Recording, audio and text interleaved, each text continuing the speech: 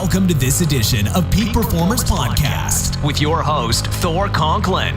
Thor will be sharing the necessary tools, strategies, and psychology you'll need to become a peak performer in any area of your life or business.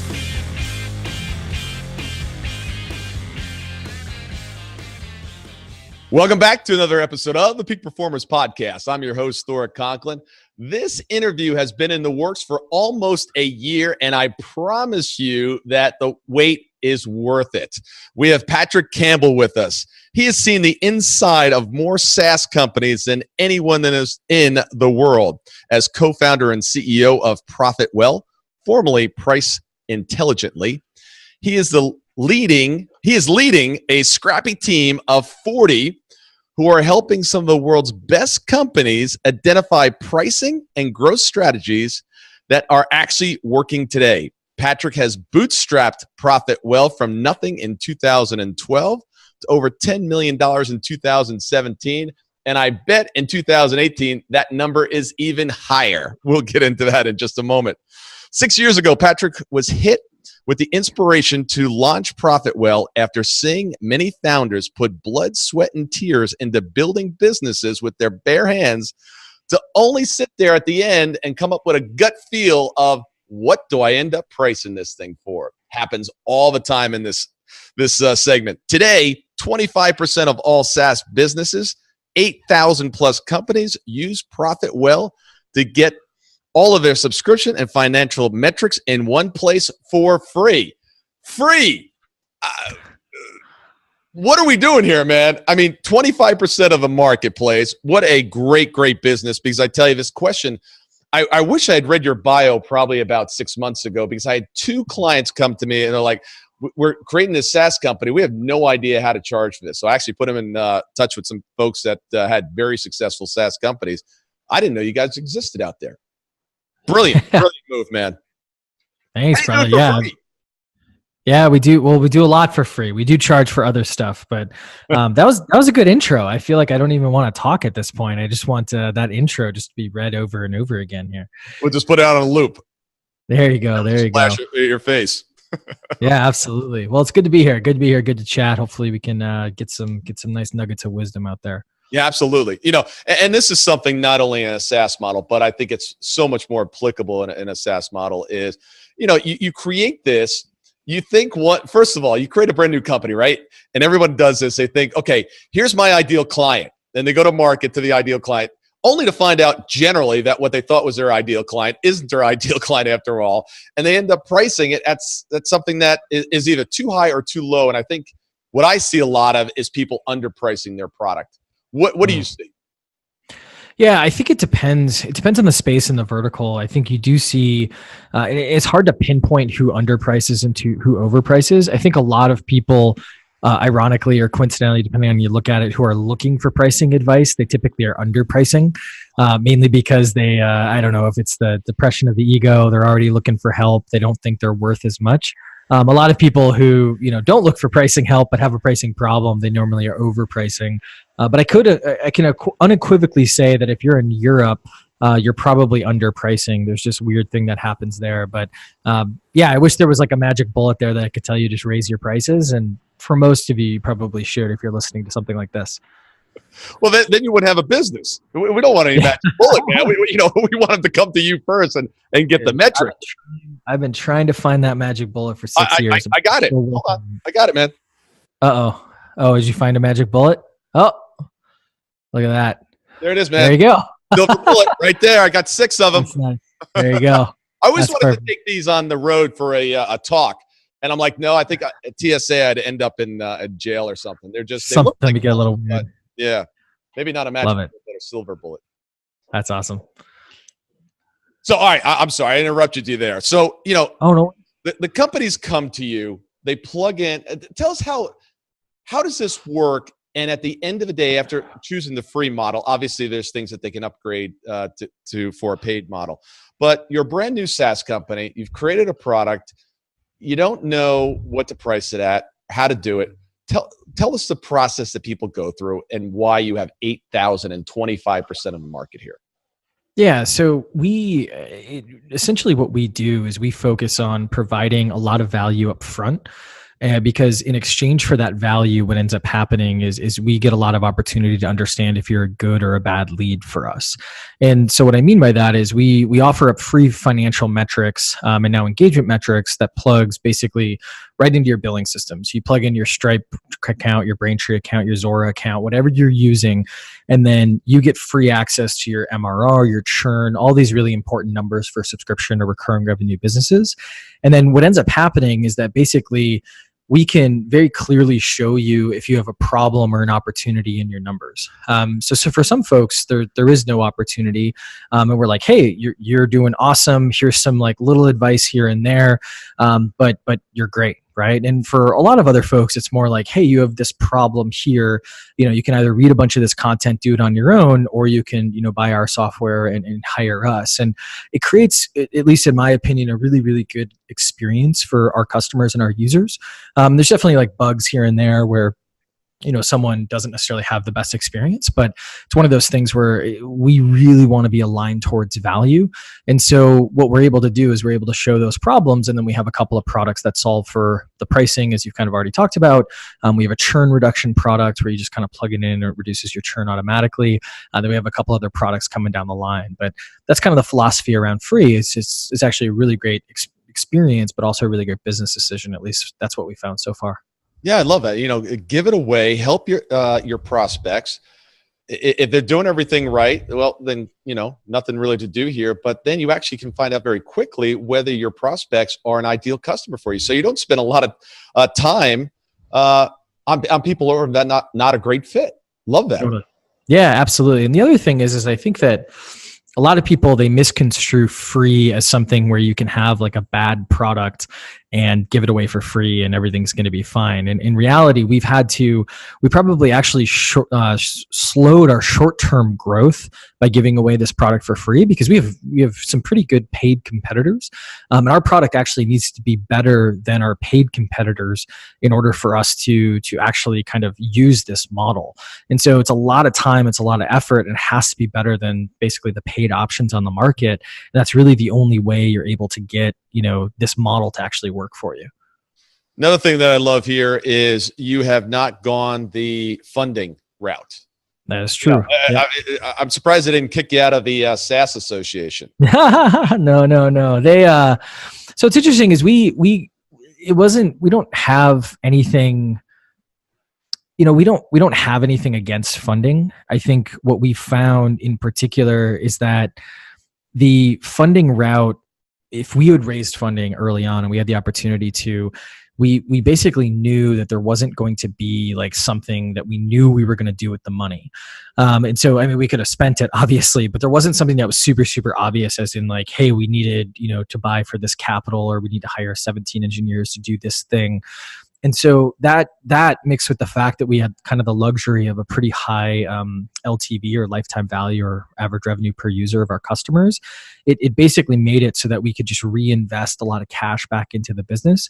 I think it took a lot of discipline because essentially we needed to understand like, hey, like, we're not going to take this money off the table, this profit, we're going to keep reinvesting it. But yeah, I think it worked out. It's not to say we won't ever raise money. I just think we've gotten to 60 people we haven't raised, and, we're going to keep kind of marching down the field here. And the valuation, compared to what it was just a couple of years ago, is extraordinary. Yeah, definitely. I think it's, it's interesting. And we don't really think about the valuation too much. It's not that it's not important. It's just that, there's a lot of other stuff we're thinking about, if that makes sense. But it's, if you're going to take money, the earlier you take money, the more of a company you're giving away for a lower dollar amount. Yeah, totally. So when we go out and raise money, like we're probably, I don't know, we're probably still going to be a little bit aggravated with it because if we can do it on our own, we'd love to. But it's speed, man. It'll take speed, or it'll take time off the clock, which is absolutely what you want to do. Yeah. That's the argument on the other side. It does take off speed as long as you use the money intelligently. Absolutely. I was going to joke around. I said, couldn't you use a couple more rest pods or something? Yeah, we could. Google. Don't we want to build a cafeteria for the folks, and we can get rides back and forth to work, and Yeah, I think right now we have really good health insurance. I'm pretty proud of that. So I think that's that's kind of how we think. And I think, yeah, the funny thing about that is the bootstrappers mentality, or this whole like self-funded mentality. I think it does get in our way sometimes, because I think we're a little bit gun shy in terms of making some decisions. But I also think that it helps us not make entitled decisions. So when we just got a bevy. I don't know if you know what that is, but it's a sparkling water flavored machine. It's like $300 a month. It's probably definitely worth the value just from a recruiting perspective. I don't know if it's really a recruiting perspective tool, but I mean, that $300 a month, that was like, do we do this? Do we not? Like, we sweated that, even though it's only $300 a month, which isn't a lot of money in the grand scheme of things. But I think it's because we're like, well, if we get it, it's going to be really hard to take it away if stuff gets tight, right? So yeah, it's interesting. I think it's grass is a little bit always greener, I guess, a little bit. But I think we're in a good place. We like our optionality, if that makes sense. Yeah. Tell me about the plaque behind you. Protect it. Oh, protect it. I'm glad that we have our set here and it's not really put together right now. So I'm glad I didn't say something that the media guys like to put up there. So that's actually from this whole concept of Protect the Hustle, which is the name of one of our podcasts. And Protect It is kind of, we have this phrase called Protect the Hustle, which is kind of, it's a pretty ambiguous phrase, but it kind of means a lot of things. But the basic concept is like, when you're in a business, the hustle has been co-opted, so it's kind of a tough thing to define. But when you're in a business, like, there's so many things that are pushing you forward, and there's so many things that are basically pushing you back. And Protect the Hustle is basically like, protect those things that are pushing you forward. Like if you're, got to put in that extra half hour to get that thing done so you can unblock the rest of the team, like protect that. If you're distracting the rest of the crew, which is pushing them away from their mission, like stop doing that, protect that time. And so Protect It is basically, the shorthand version of like, make sure you're protecting it, protect that hustle. Whenever you're growing a team, you start off with a culture, and as the team and as the organization gets bigger, so often you'll end up with recruits that you brought on that just don't fit into the culture. How do you maintain the culture of the company, continue to grow it and protect it? I think you have to, in this case, this is where, and this is something I've learned a lot, because we've been going from kind of 30, 40 to 60. And once you get over this 40, 50 mark, all of a sudden, everything was already broken, but you start realizing how broken it is. Just alignment, operations, people don't understand what to call what, like just all kinds of little stuff. And I think that the big thing with culture is you can't average out your culture. And what I mean by that is, I think a lot of people, what ends up happening is, they know that this particular value or this behavior is really important to them. Working hard, giving feedback, whatever it is for their business. And what they end up doing is they know that's important, but then someone comes to them and says, well, I just don't like this thing, or I don't like this aspect of that thing. And you, as not being, a butthead, you're like, oh, wait, that's actually okay. I should listen to this person. They don't like it. They're not fitting into it. And that's not good. They don't like me. They don't like the business. They're not able to get fulfilled. Right. And in reality, you should just be like, all right, we got to help you figure out how to get good at this thing, or how to like this thing, working hard or protecting time or whatever your value is, because that's what's going to keep that culture moving forward in the same direction. Because at the end of the day, it's no longer about your product, your marketing, et cetera. It's about the people that you're hiring. And I think that was a big decision. And that was really hard, because you have to figure out what to defend on those axes, right? Because there's certain things that you shouldn't, dig your heels in like that. And there's other things that you should really dig your heels in. And one that was really hard for us was we were big believers in essentially positive intent, or assuming positive intent. And this was a really, really big one, because like there's people, who work together, right? So it's really easy to assume negative intent and get offended and get upset. Now, there's certain things you absolutely shouldn't say, but one thing that we really worked on is like, hey, assume positive intent, because we're all here trying to, fight for this mission.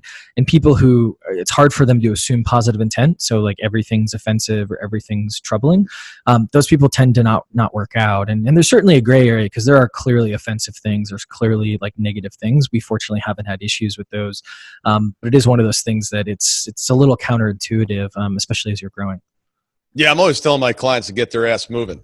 There's a positive intent behind it. It's like I want you to get where you want to go, but if I need to be a little rough in the process, there's a and that's tough too, because you don't want to be. I tell them up front. You don't want to be a jerk, but it's also one of those things where, if you have to, and this sounds real aggressive, but like if you have to wait to get, to really just kind of accommodate everyone in every which way, it's, you're no longer a business then, right? You're becoming like a family or a friend club, as I like to say. And it's not that these people aren't your family or your friends. It's just that that's not the core aspect of why we're together. And I know that it's aggressive and it comes off, kind of negative, but it's kind of the truth. Like if we're not moving, then let's just join a kickball league. You know what I mean? Like, which is going to allow you to get more fulfillment without all the stress of trying to build something from nothing. Right. I mean, look, we're in business to do what? Provide value to our teams, provide value to the customer. And in the process, we need to make a profit. Profits are what allow us to expand, grow, and take care of our clients the way we need to. There's this, I think, belief flowing throughout the business environment nowadays that, we're just in this just for, to make everybody feel good. It takes money to run things, man. You'd have no water system. Everybody bring their own jug of water in. Then they'd be using tap water. Yeah, I think it's interesting. I think a lot of people, and this is something I've been thinking a lot about, because there's also a huge movement in terms of like work-life balance and these types of things. And what's always bothered me about it is I'm someone who my life is my work, and maybe that means I'm broken. I don't know. It might mean, but I know there's other people like me, right? And this whole culture of work-life balance and like you should only work 30 hours a week and stuff like that, it gets really detrimental, like at least to me, because I'm sitting there and I'm like, well, I'm okay working, 60 hours a week. Like I need a break. I need vacation. Like, don't get me wrong. I'm not saying like, don't do those things, but like, don't blame me or don't make me apologize for loving what I do. And if you're not able to work, the occasional 60 to 80 hour week, just because you're having so much fun or you're enjoying it, or there's just so much going on, then you probably should be doing something else. And again, I want to be clear. It doesn't mean like, work yourself to death. That's not what I'm saying. Like take a vacation, take that day, but we're trying to build something. And I think that a lot of people, they get too caught up in, playing startup is what I like to say. Like, oh, this is fun. Like, oh, we're having fun. Like we get to go to coffee and networking, and, oh, I didn't have to go to the office till 11 today, like stuff like that. And it's like, those are just accommodations of building something. They're not the thing in terms of what you're building. They're not the ones trying to make payroll on Friday. Yeah, that's a tough one. Yeah, thankfully we haven't had to worry about that in a while, but it's but we all go through it. Back in my head. Yeah, absolutely, man. Really tough. Yeah, it was. We never missed a payroll, thank God. But it was that's because we grew real slow in the beginning, just to make sure we didn't miss anything. Yeah. But yeah, I mean, there've been other headaches, and it's been interesting. We've missed payrolls, in several of my companies, and there was only one person that missed the payroll, and it was me. Yeah, well, everybody else got paid on time, but there was. We didn't technically. Yeah, I made a very conscious choice. So I made nothing, $0 for the first 9 months, and then I made $30,000 a year living in Boston for like a good year and a half. And so I didn't miss payroll, but I kind of missed payroll, if that makes sense. So I thankfully I didn't have kids, didn't have a wife, anything like that at the time. So it's one of those things where I totally feel you, I totally empathize with you. So you left Google when leaving Google wasn't cool. Yeah. From that and just go, okay, you know what? Next year I want to resign from Google, and I think I'm going to set my salary at 0. Yeah. Yeah. That, I think it was starting to get a little cool. Like it wasn't like you were starting to see a lot of articles on like why I left Google, and those articles were still getting a crazy ton of traffic.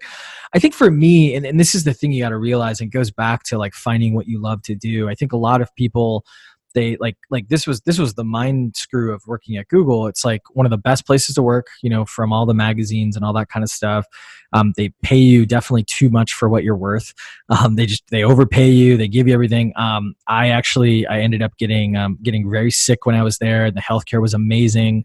My manager was like, yeah, you can just go. Like, you don't have to work and like leave for a quarter and we'll pay you full time and everything.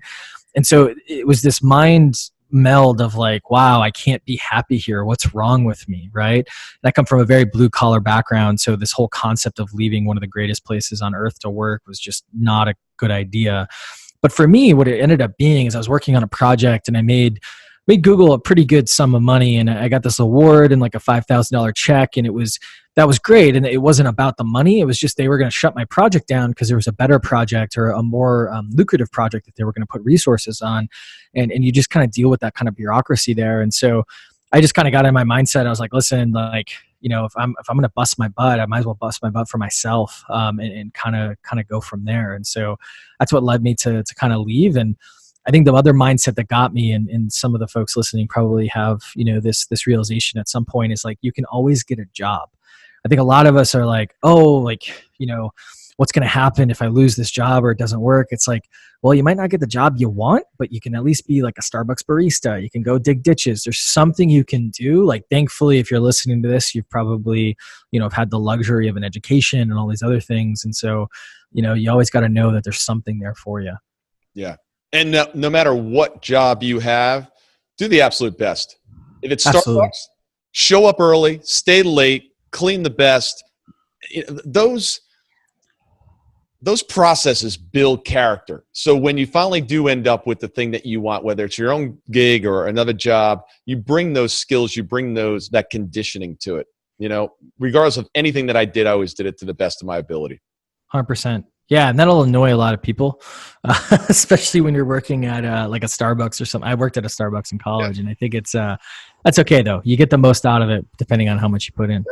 Yeah. I mean, look, I've had some really shitty jobs. I didn't like them, and one of the things I did just probably about 15 years ago, I went back. I listed every single job I had since I was 13. And I listed the lessons that I learned, the positive ones and the ones, not so positive, at least in my view, because I never wanted to repeat them. And it's so easy to forget, it's like, oh, I forgot about that lesson. I remember doing that, quite a bit in hiring.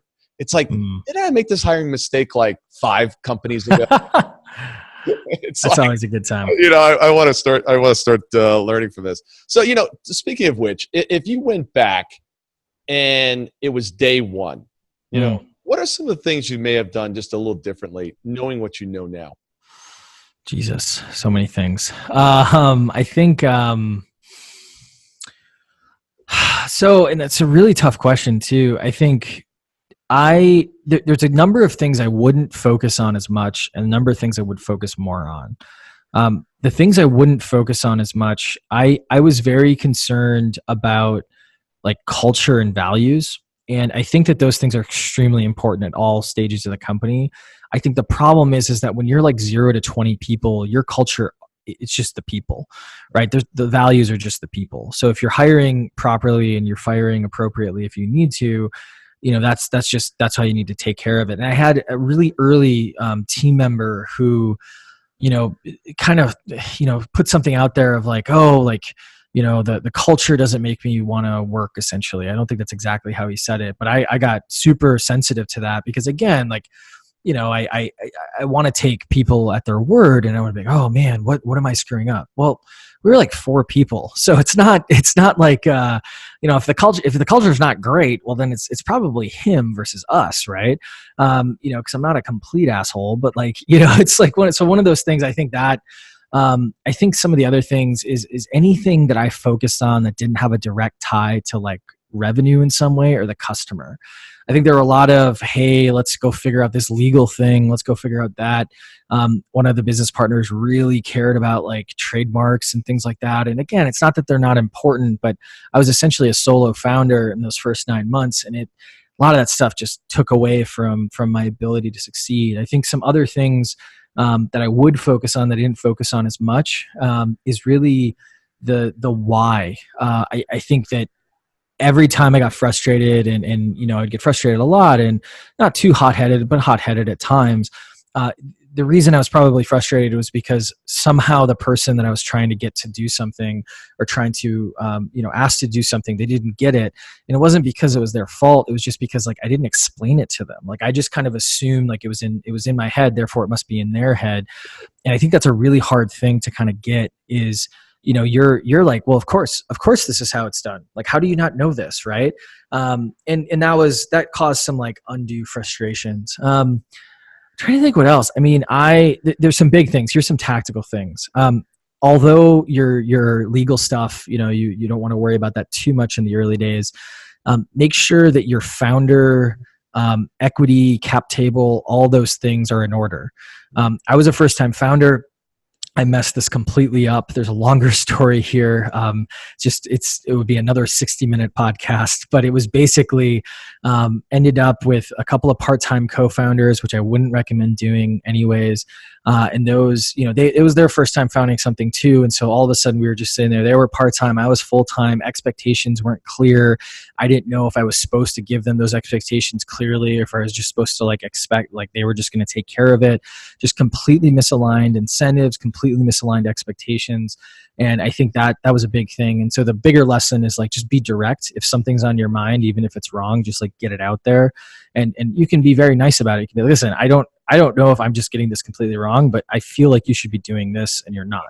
And they might be like, no, I'm not doing that. Like, oh, okay, well, someone needs to do it. So I need to do this and this is the trade-off, or you need to do it. And it helps a lot.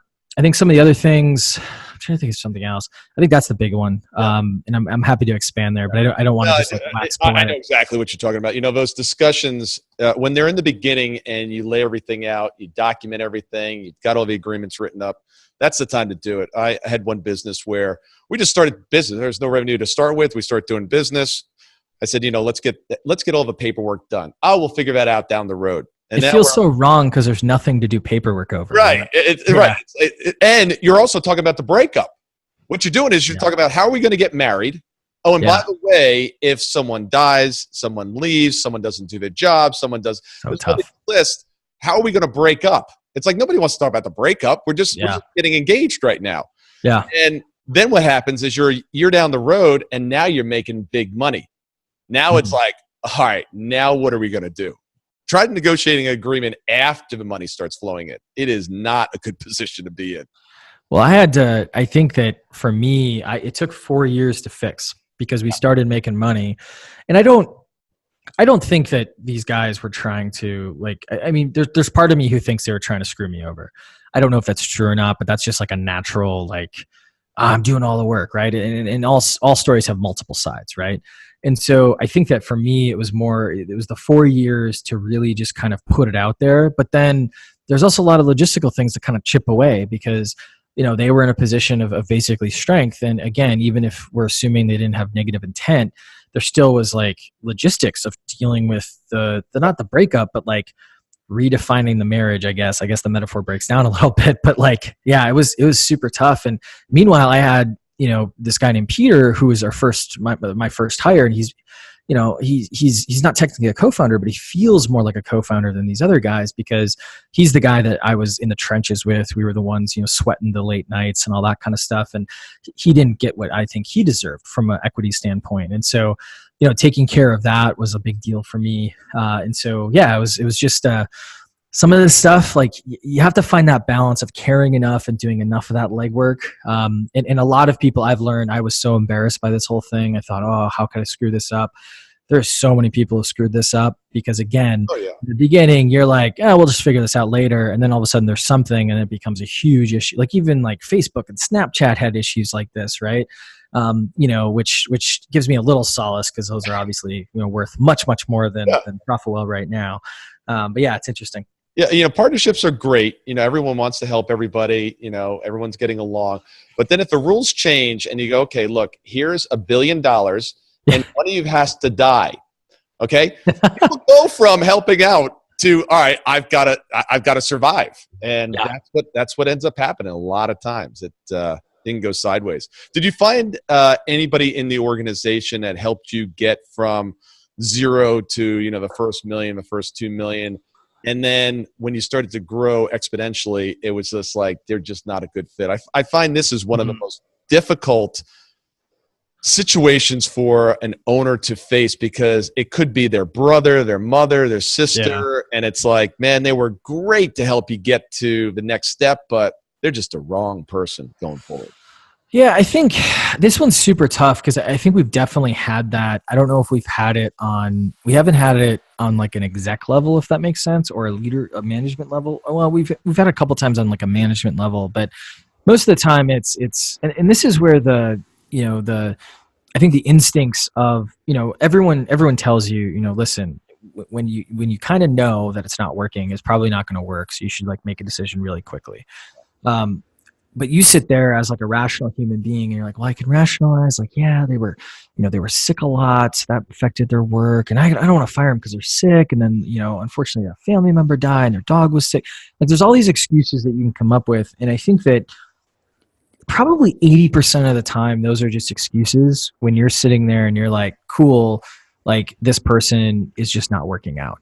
And the 80% is normally when you have like clearly defined the role, you've clearly defined what expectations are, and then they're just not performing, right?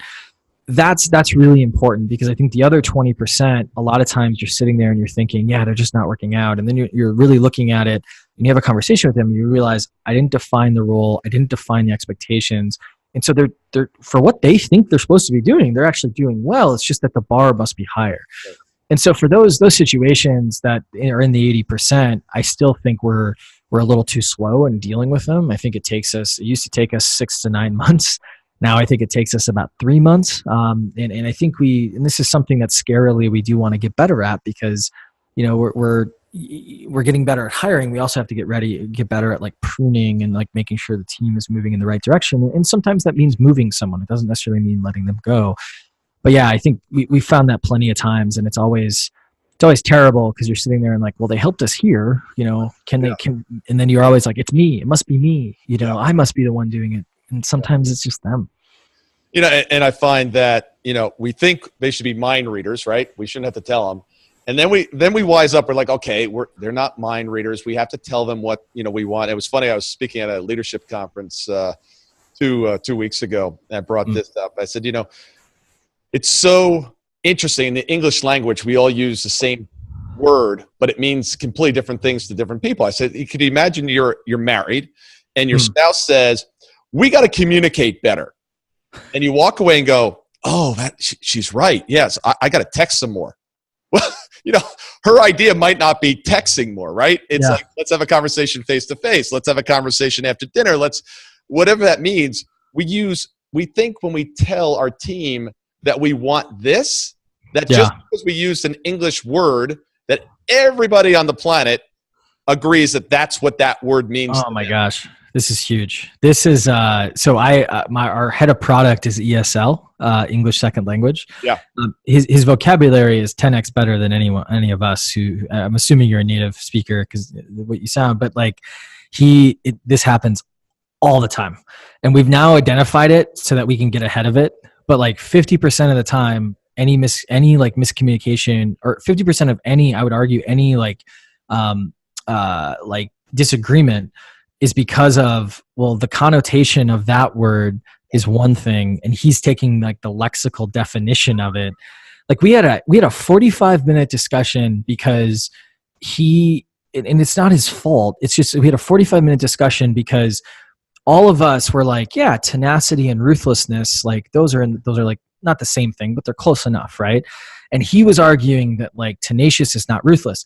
Now, according to the dictionary, he is absolutely right. But all of the native like English speakers were sitting there and were like, yeah, these are the same things. And then we realized at 45 minutes in, and we were like, Jesus, like, yeah, it's really fascinating. But yeah, that's huge, man. And that's where you have to repeat things over and over and over again. And you think you're just repeating yourself too much or explaining yourself too much. And oftentimes it's never enough. Yeah. It's like, we want this on time. What's on time? For some people, if they're 10 minutes late to a meeting, they're on time. Yeah. Others are, if you're on time, you're late. You've got to be early. 5 minutes early or whatever. Yeah. Yeah. I think that's one valuable lesson for all leaders out there, or anybody in a relationship with another human being. be very specific with your language. I want to end up, time just flies by here. I want to end up with, any advice out there for your fellow SaaS creators, something, words of wisdom that they can live by and grow their company. Yeah, I think the biggest thing, this is a tough one because I think I'm going to be too general, but what I have found in studying the space so much, just because we're in this unique position in one of the centers, is that you need to focus on the fundamentals. I think that a lot of us, what we end up doing is we consume a lot of content, we listen to a lot of feedback, we do a lot of different things about all these different tactics that worked at that company or worked for that founder or worked for that marketer. And in reality, those things may be applicable to you, but if you just kind of haphazardly do them, then you miss out on the actual fundamentals of your business, which needs to be, hey, we're trying to get this sort of outcome at each of these different stages. And so I know that's a little bit general, but I think that means that you just have to kind of understand, the way that your business works from, a lead coming in all the way to conversion, all the way to customer success, or however you define the post conversion funnel, mainly because those are the different things that you can adjust. And once you at least understand that at a basic level, then you can start thinking about, well, why would we do that thing? Is that thing going to get us more people here? Is it going to help more people move from here to here? And you'd just be surprised at how many founders, how many teams just have no grasp of that concept. Yeah. And it's a moving target too. What worked last year, buying processes change, people's decision-making processes change. You've got to be, the only thing consistent in business is that it keeps changing. Yeah, totally. We all want it to just keep working, right? Because it takes so long to figure out the formula, the recipe for success. And then once you figured it out, what ends up happening? It breaks because it's amazing. Yeah, it's been amazing because I literally told the team this morning, we're a couple weeks into our Q4. We do our Q4 a little staggered. And I told them, I was like, hey, just a reminder, especially for those of you who were here last year, the year before, Q4 always feels like everything is terrible. Because you're basically, well, at least for 2019 planning in this case, because last year you were like, oh, everything's terrible, we got to fix these things. Now, by the time you get to the end of the year, you're like, oh, we fixed a lot of those things. Oh my God, there's all these other things that are terrible. And so Q4 always gets very, and hopefully it won't be as bad as previous years because now we have more people who can help solve those problems. But yeah, it's always a mental mindset in Q4 and the end of the year for exactly the reasons you just said. Well, man, it was a pleasure having you on today. Tell the audience how they can get in touch with you. Yeah, I'm just Patrick Campbell on LinkedIn. I post there, pretty consistently. And if you need to email me for data or anything else, pc@profitwell.com. Man, I really appreciate you coming on today. This did take a while to get on the schedule, but well worth it. I appreciate it. Have an absolutely amazing day, man. All right, we'll see you, brother.